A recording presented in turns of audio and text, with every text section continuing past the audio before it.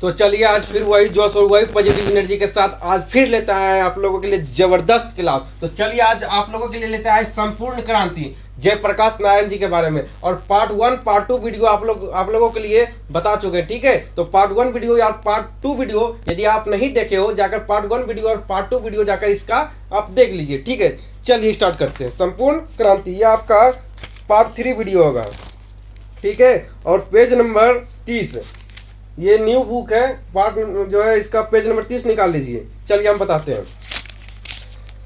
अब एक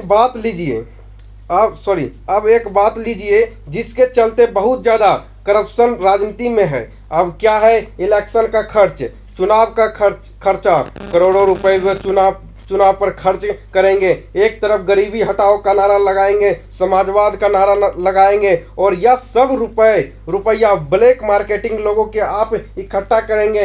अनअकाउंट मनी करोड़ों रुपए जिसका कोई हिसाब नहीं, कोई किताब नहीं। कहा जा रहा है, जयप्रकाश नारायण जी बताते हैं कि जब इलेक्शन का समय आता है तो उस समय बहुत ही ज़्यादा क्या होता है, तो बहुत ज़्यादा जो है भ्रष्टाचार होता है, घोटालेबाजी होता है ना, तो बहुत ही ज़्यादा करप्शन होता है। तो इन लोगों का सरकार के पास कोई भी जो है रिपोर्ट नहीं रहता है कि इलेक्शन में कितने रुपए खर्च हुए, है ना। ये जयप्रकाश नारायण जी बता रहे हैं और ये भी बता रहे हैं कि इस सभी चीज़ों का जो है ना एक डाटा होना चाहिए, ठीक है।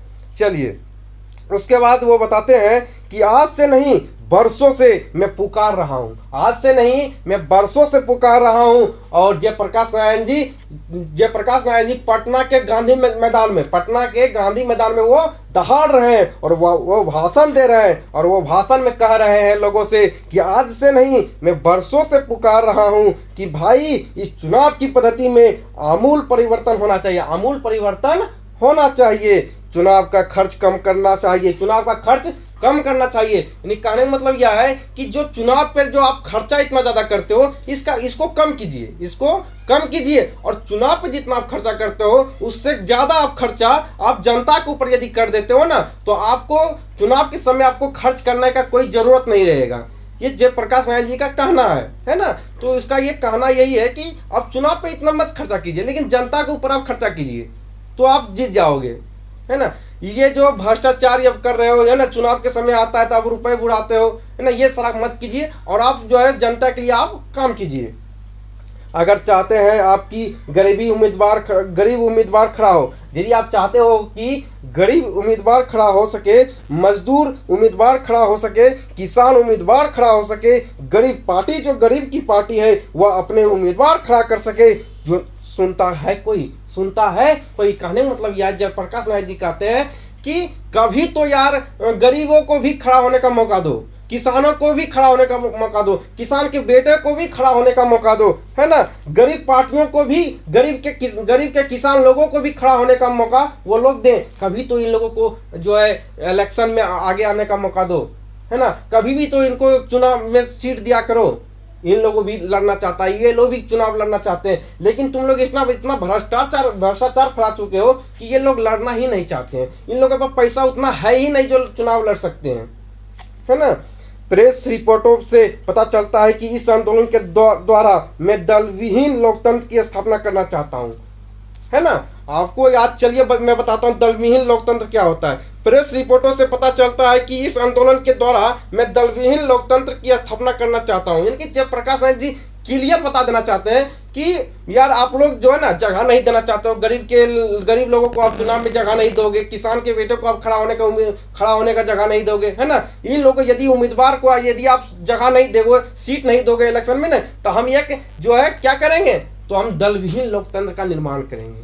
जयप्रकाश नारायण जी कहते हैं कि हम दलविहीन लोकतंत्र का निर्माण करेंगे। दलविहीन लोकतंत्र का निर्माण ये होता है कि आप देखे होंगे कि बहुत सारा लोग क्या होता है दल में कि उसका कोई दल नहीं होता है, निर्दलीय, जिसे हम निर्दलीय कहते हैं, है ना। चुनावी भाषा में उसको निर्दलीय कहते हैं, उसका कोई दल नहीं, निर्दल, उसका कोई दल नहीं, कि दलविहीन लोकतंत्र, उसका कोई दल नहीं होगा, है ना। वो यूं ही खड़ा हो जाएगा। जब वह वोट ज्यादा लाएगा तो वो किसी पार्टी के और उसको चुन लेगा, है ना। उसी को दलविहीन लोकतंत्र कहते हैं। तो वही जयप्रकाश नारायण जी कहते हैं यदि आप चुनाव में इन लोगों को सीट नहीं दोगे तो हम जो है दलविहीन लोकतंत्र का निर्माण हम करेंगे, ठीक है। चलिए दलविहीन लोकतंत्र सर्वोदय विचार का मुख्य राजनीति सिद्धांत है और इस विचार का प्रचार पिछले वर्षों में करता हूं और ग्राम सभाओं के आधार पर दलविहीन प्रतिनिधित्व स्थापित हो सके इसका प्रयत्न मैं करता हूं। इनका नहीं मतलब यह है, वो कहना चाहते हैं कि मैं दलविहीन लोकतंत्र का निर्माण होने के लिए मैं बहुत ही ज्यादा प्रयास करूंगा कि दलविहीन लोकतंत्र बने और गरीब उम्मीदवार खड़ा हो सके। ठीक है, चलिए, परंतु वर्तमान आंदोलन के संदर्भ में मैंने दलविहीन लोकतंत्र का जिक्र कतई नहीं किया। फिर भी मेरे पुराने हूं, परंतु वर्तमान आंदोलन में विचार को लेकर जनता में विशेषकर बुद्धिजीवियों में काफी भ्रम फैलाया गया है। केवल अपने कम्युनिस्ट भाइयों के भ्रामक प्रचार की सफाई के लिए इतने ही कहूंगा कि दलविहीन लोकतंत्र तो मार्क्सवाद तथा लेनिनवाद का मूल उद्देश्य है। दलविहीन लोकतंत्र, सुनिएगा, यहाँ क्वेश्चन बनता है, दलविहीन लोकतंत्र जो है मार्क्सवाद तथा लेनिनवाद के मूल उद्देश्य में से एक है ना। यद्यपि वह उद्देश्य दूर का है। मार्क्सवाद के अनुसार समाज जैसे जैसे साम्यवाद की ओर जाता है, सुनिएगा, यहां से भी क्वेश्चन आता है कि यद्यपि वह उद्देश्य दूर का है मार्क्सवाद के अनुसार। मार्क्सवाद किसके अनुसार? तो मार्क्सवाद के अनुसार जैसे जैसे समाज साम्यवाद की ओर बढ़ता है, जैसे जैसे समाज साम्यवाद की ओर बढ़ता है, वैसे वैसे राज स्टेट का क्षय होता है और अंत में एक स्टेटलेस सोसाइटी कामयाब होगी। वह समाज अब अवश्य ही लोकतांत्रिक होगा, बल्कि उसी समाज में लोकतंत्र का सच्चा स्वरूप प्रकट होगा और वह लोकतंत्र निश्चय ही दलविहीन होगा। जब स्टेटलेस सोसाइटी शासन मुक्त समाज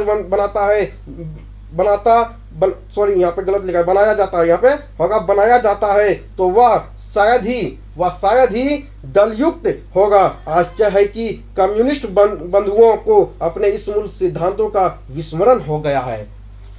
चलिए, पेज नंबर 31। जहां तक वर्तमान आंदोलन का प्रश्न है, मेरी या अन्य किसी की, ना छात्रों की, विपक्षी राजनीतिक दलों की, ना सर्वोदय सेवाओं के, यह कल्पना है कि इसमें से दलविहीन लोकतंत्र पैदा होगा। इसमें दलविहीन लोकतंत्र का फायदा होगा। विधानसभा का विघटन हो जाएगा तो 6 महीनों या वर्ष भर में फिर चुनाव होगा, जो वर्तमान कानून या चुनाव प्रणाली के अनुसार होगी। विधानसभा के विघटन के संभावना तो यही है कि वर्तमान कानून का नियम आदि के अंतर्गत ही पुनर्निर्वाचन होगा। इसलिए प्रश्न उठता है कि जैसा कि पिछले सप्ताहों में कई बार उठा भी है कि उस हालत में विधानसभा के विघटन से क्या लाभ होगा। मुझे खेद है, देखिए यहाँ पे शब्द, कितना बढ़िया शब्द का यहाँ पे यूज किया गया है। मुझे खेद है कि इसका उत्तर पिछले दिनों मैंने बार बार दिया है और उसको समझने की कोशिश थोड़े ही लोगों ने की है। इसलिए बार बार मुझसे यह सवाल होता है कि जयप्रकाश नारायण वर्तमान चुनाव पद्धति और विधानसभा के चुनाव का कौन सा विकल्प पेश कर रहे हैं, है ना, विकल्प पेश कर रहे हैं। मेरा अपना विकल्प चूंकि नए ढंग का है ना। जयप्रकाश नारायण जी बहुत ही अलग विचार के थे, याद रखिएगा, जो जयप्रकाश नारायण जी थे वो अलग ही विचार के थे। उनका विचार हर लोगों से नहीं मिलता था। वो हमेशा जो है जनता के लिए करना चाहते थे, वो युवकों के लिए करना चाहते थे, है ना। यदि आप अच्छा काम करोगे ना तो लोग आपको पसंद नहीं करेगा, है ना। अच्छे काम करने वाले लोगों को पसंद जनता लोग नहीं करते हैं, है ना। आपको कई नेता आपका विरोध करना स्टार्ट कर देगा। उसी प्रकार जयप्रकाश नारायण जी के साथ होता था। जो घिसे पीटे विधानसभा के चुनाव का कौन सा विकल्प पेश कर रहे हैं। मेरा अपना विकल्प चूंकि नए ढंग का है, जो घिसे पीटे राजनीतिक चिंतन से भिन्न है, इसलिए वह लोग की समझ में नहीं आता। अगर मैं यह कह दूं कि मेरा विकल्प यह है कि मैं इस आंदोलन और संघर्ष में से एक नई पार्टी का निर्माण करूंगा, जो सब लोग मेरी बात में आसानी से समझ लेंगे और उसके बाद मेरी आलोचना शुरू हो जाएगी कि यह आदमी केवल अपनी सत्ता के लिए छात्रों और जनता के आंदोलन का दुरुपयोग कर रहा है। कहने का मतलब यह जयप्रकाश नारायण जी कहते हैं यदि मैं सच सच में बता देता हूँ ना, यदि मैं सच सच बता दूंगा ना तो हलचल मच जाएगा। लोग कहेंगे कि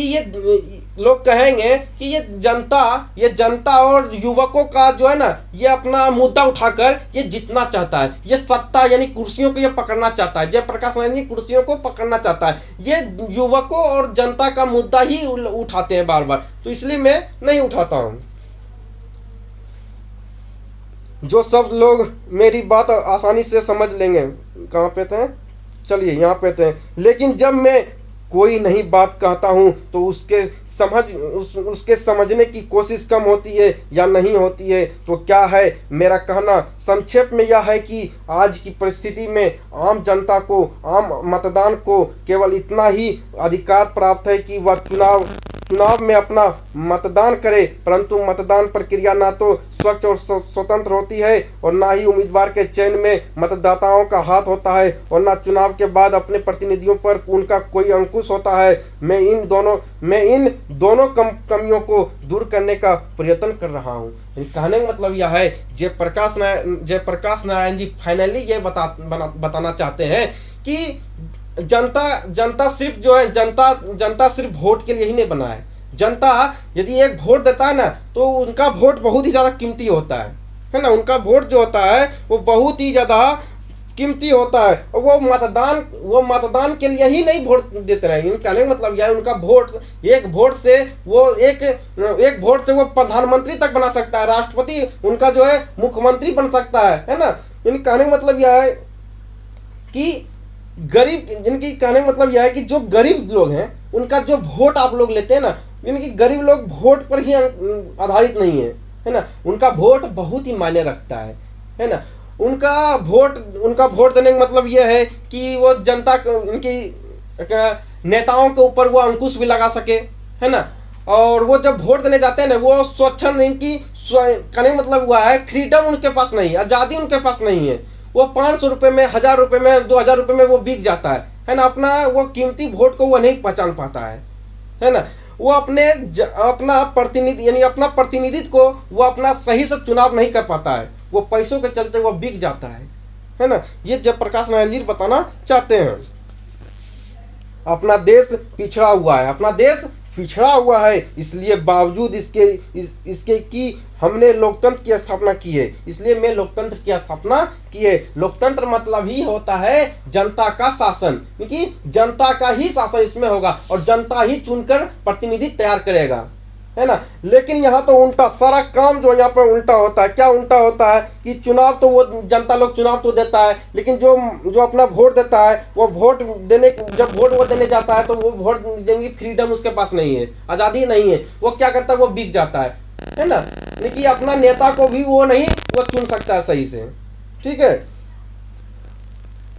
विकसित देशों के लोकतांत्रिक समाज में जो प्रतिप्रभावी शक्तियों यानी परस्पर एक दूसरे को प्रभावित करने वाली शक्तियां होती है, जनमत को जो प्रबल प्रभाव प्रतिनिधि पर नियंत्रण पड़ता है, जो स्वतंत्र और साहसी प्रेस पत्र पत्रिकाओं का रोल होते हैं, शिक्षित समुदाय का जो वैचारिक और नैतिक असर होता है, इस सारे इंफ्रास्ट्रक्चर का यानी जनता और शासन के बीच की संरचना का यहाँ नियंत्रण अभाव है। में ऐसी स्थिति में हमारा लोकतंत्र बल नाम मात्र का रह जाता है। इस पूरी अंतरिम संरचना का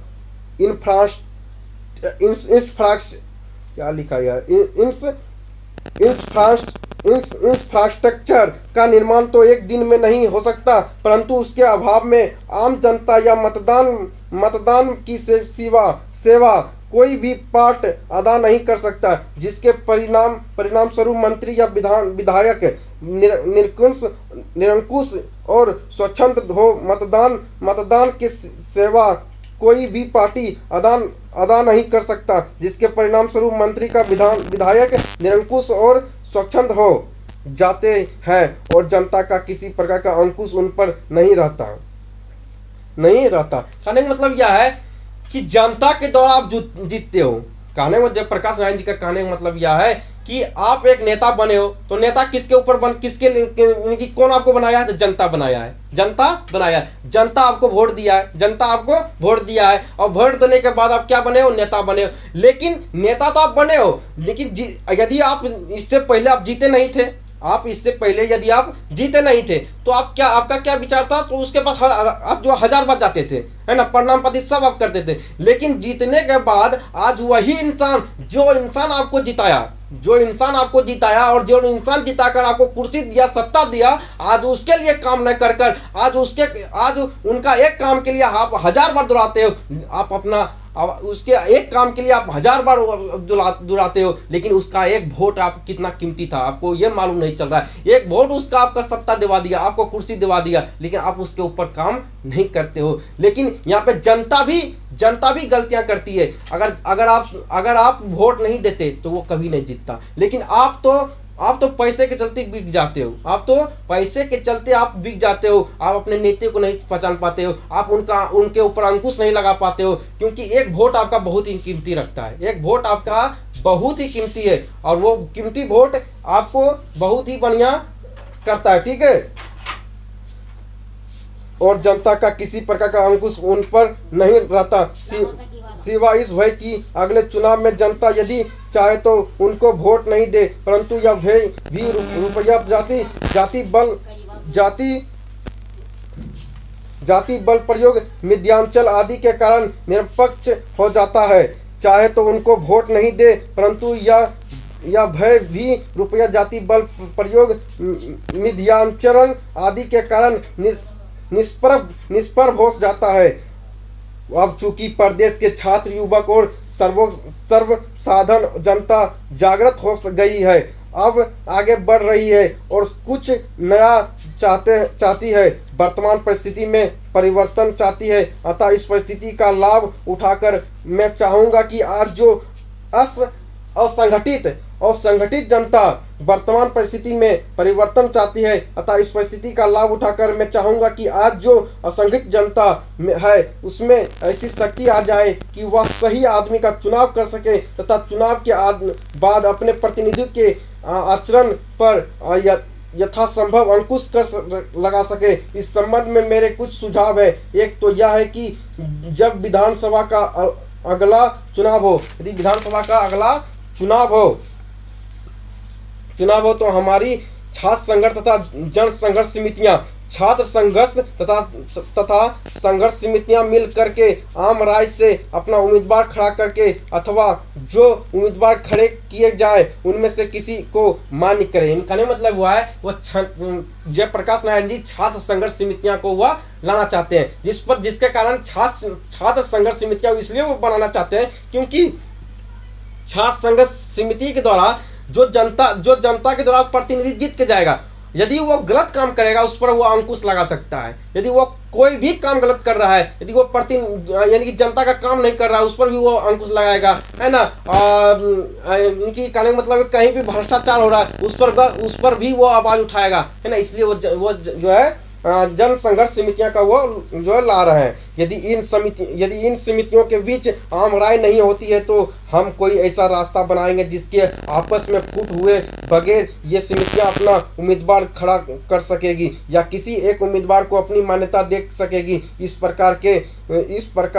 प्रकार के चुनाव में जनता का एक बहुत बड़ा पार्ट होगा, यानी जनता और छात्र की संघर्ष समितियां उम्मीदवार के चयन में अपना पर कड़ी निगरानी रखने का काम से संघर्ष समितियां करेगी। और अगर उस क्षेत्र का प्रतिनिधि गलत रास्ता पकड़ता है तो उनके इस्तीफा देने का वादा करेगी। कहने का मतलब यह है कि यदि जनता के द्वारा जीते गए नेता यदि गलत रास्ता पर जाता है, यदि गलत काम करता है, यदि जनता के साथ गलत करता है, वो भ्रष्टाचार करता है, किसी काम करवाने के लिए वो पैसे लेते हैं, तो उस पर जो है वह अंकुश लगा सकता है। वो कौन? छात्र संघर्ष समितियां, यानी छात्र संघर्ष समितियां। इस प्रकार से जनता का अंकुश इन लोगों के ऊपर होगा और आज की तरफ निरंकुश और स्वतंत्र वे नहीं रह पाएंगे। यानी कहने मतलब वो निरंकुश व स्वतंत्र नहीं रह पाएंगे, ठीक है। इस सिलसिले में एक और बात स्पष्ट करना आवश्यक है कि जो संघर्ष समितियां छात्र की या जनता की बन गई है या बन रही है, उनका काम केवल शासन से संघर्ष करना नहीं, उनका काम सिर्फ शासन से संघर्ष करना ही नहीं, बल्कि उनका काम तो समाज के हर अन्याय और अनीति के विरोध संघर्ष करना होगा। और इस प्रकार के इन समितियों के लिए बराबर एक महत्वपूर्ण कार्य होगा। इनका मतलब क्या है, जो छात्र संघर्ष समितियां हैं, उनका एक ही काम नहीं है, उनका एक ही काम नहीं कि जो जनता के द्वारा जीता गया जो नेता उस पर ही सिर्फ अंकुश लगाना नहीं है, बल्कि उनके ऊपर भी अंकुश लगाएगा। जो समाज में गलत हो रहा है वो सारी चीजों पर भी अंकुश वो लगाएंगे।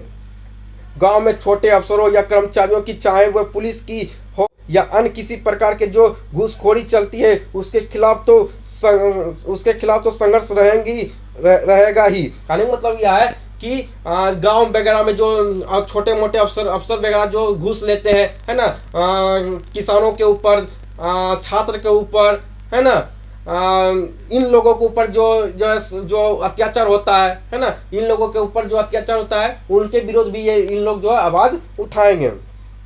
साथ साथ जिन बड़े किसानों ने बेनामी या फर्जी बंदोबस्तियों की है, उनका भी विरोध ये समितियां करेगी, अन्यायों को भी रोकेगी। इस प्रकार से जनता की या छात्र की ये निर्दलीय संघर्ष समितियां अस्थायी रूप से कायम हो रहेगी और केवल लोकतंत्र के लिए ही नहीं, बल्कि सामाजिक, आर्थिक, नैतिक क्रांति के लिए अथवा संपूर्ण क्रांति के लिए एक बहुत ही महत्वपूर्ण कार्य रहेगी।